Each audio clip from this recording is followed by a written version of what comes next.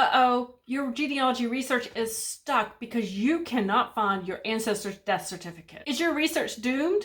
Of course not. In this video, I'm going to be sharing with you where to look for your ancestor's date of death or death record when no formal birth certificate exists, because you do have options and you can start searching them today. Hey there, if we haven't met before, I'm Lisa, the genealogy researcher and author behind the Are You My Cousin YouTube channel. And this YouTube channel is dedicated to helping you find your ancestors, grow your family tree, and not get overwhelmed in the process. So if that sounds like something you're interested in, let's get started. Some of the ideas that I'm going to be sharing with you about where you can search for an ancestor's date of death or alternate death record may seem fairly commonplace, but sometimes, well, clues hide in plain sight, right?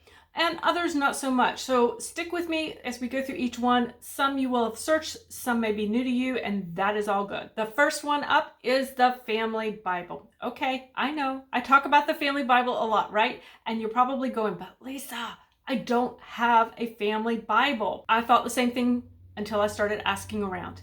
And I was actually kind of surprised at how many family Bibles I did find and how many were in existence. So I'm not going to belabor the point in this video, actually, but don't assume a family Bible does not exist because it didn't come down your side of the family. You're going to want to seek that out, ask relatives, ask distant relatives, check state archives, and get a good search in for that family Bible to make sure that it doesn't exist in a collateral line. Now, next up would be the will. If an ancestor left a will, you can start to narrow down a date of death.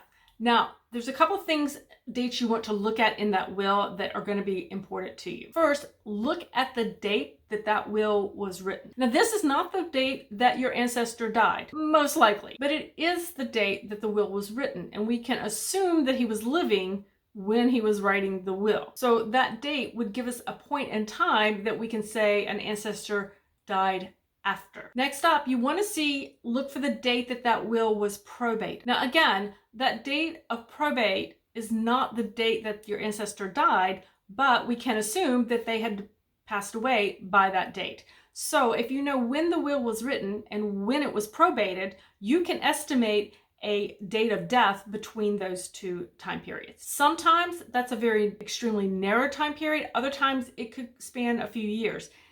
That's okay. And to be honest, sometimes that's the best that you can get, but you want to make sure that you're interpreting those dates correctly. As an example, let's take a quick peek at the will for George Howard or Harwood. It went both ways. George Harwood or Howard. He died between October 20th, 1869 when he wrote the will and November 5th, 1871 when the will was actually probated in court. Now, if your ancestor died without a will or intestate, the estate records can give you a clue to when they died. Within these estate records, you can find things such as estate inventories, estate sales, bonds appointing executors, bonds appointing guardians for minor children. And if the deceased family were a particularly contentious lot, they could generate a lot of paperwork dragging that estate settlement through the court system. And while that's not so great for the family, it's really great for you as a genealogy researcher on a number of levels. Now, your ancestor's date of death may be specifically stated, and that's what we're hoping for, and that's the goal. But that is not always going to be the case.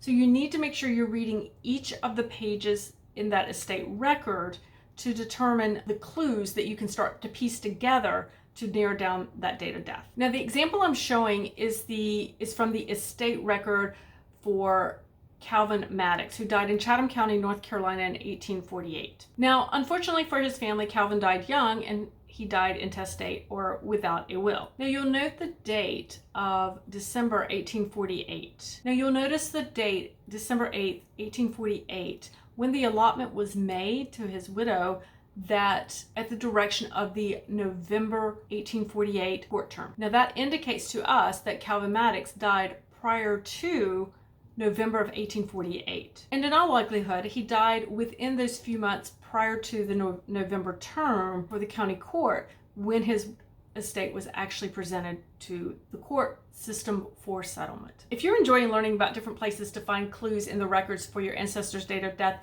hit that subscribe button down below. You won't miss any of the new videos that I post here weekly at the Are You My Cousin YouTube channel. Next up, let's talk about the U.S. Census Records. Now, as you know, the U.S. Census Records, they're commonly used by genealogy researchers early in our research, and it allows us to document families and individuals at 10-year increments going back in time. Now, following an ancestor back through the census record allows us to see when they appeared or maybe when they disappeared, and helps us to narrow down a date of death within a 10-year time period. That's actually quite a large time frame that we as genealogists really like to narrow down quite a bit more if possible. Now, if we are fortunate and we are researching those census records between, say, 1850 to 1880, well, we have the option of looking at the mortality schedules that go with those records. The mortality schedule in the census years from 1850 to 1880, they recorded the individuals who died in that area or in that county, in that district, the previous 12 months. Not the previous year as far as, say, 1850 or 1849, but within the preceding 12 months from the date of the census and the date that it was taken. Colorado, Florida, Nebraska, New Mexico, North Dakota, and South Dakota all also did their own state mortality schedules for the year of 1885. So if you research in those states, you might want to check that one as well. Now, the example that you're seeing on your screen now is from 1870. That is Halifax County, Virginia. And what we can see is the mortality schedule listing for a Mary Ragland. She died in August of 1869 from typhoid fever. So the thing with the mortality schedules, you don't only get the year, but you also find out the month that somebody died. So you're starting to really narrow things down even more than you would just on the regular population census. So if mortality schedules existed for the time period when your ancestor may have died, you absolutely want to include those in your search. Now let's talk about cemeteries and gravestones. So have you ever enjoyed walking through the cemetery, the family cemetery, or a large town cemetery, taking pictures, finding your ancestors' graves, taking photographs of those graves, and then, well, adding that information into the family tree, right? Well, tombstones, what I want you to remember when you take a picture of that tombstone or that gravestone for your ancestor to get that death date or birth date as well, is that tombstones are actually considered to be a secondary source.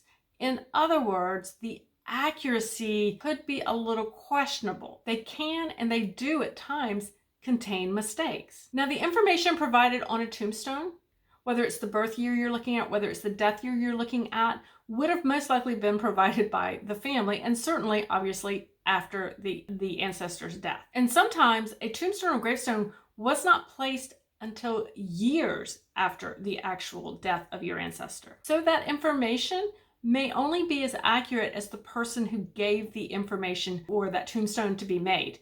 And well, if a mistake was made, and if it was small enough, well, they might not have corrected it, quite honestly. I do find variations sometimes on those tombstones because it was expensive to correct those errors. So if you find your ancestor's gravestone and you find that death date, but maybe it doesn't look quite right to you, or you have reason to suspect that it's not quite accurate, then I would encourage you to seek out some of these other sources that we're talking about to see if you can confirm or if it is indeed a possible mistake. One of the first places you might want to do is check with the cemetery office to see if it aligns with the burial date for that person as well. And of course, another place to look that's common would be to look for an ancestor's obituary. Now, sometimes finding obituaries can be a little troublesome. There is no really one database for that. Obviously they were printed in newspapers, so there might not be there's no one database for that type of thing. For more recent generations, I tell people check the family record, check the home records, check, the family Bible, favorite books, favorite photo albums to see if anything was stuck in the pages of one of those. I do find that quite frequently when I get into those types of records. And then certainly for older generations, or if you don't have one within the family, you want to get into your newspaper research. Now, definitely check the local newspaper, check the regional newspapers. Don't forget to check religious newspapers or religious periodicals because they may have the obituaries for their congregants listed in some of their newspapers as well. Now, if you want to learn how to create a successful genealogy research plan and include information on your ancestors, on the search for your ancestors' death records, then you want to watch the video on your screen now. What your research may be missing. You'll learn how to create a genealogy research plan that will help you be successful in your future genealogy research for your ancestors.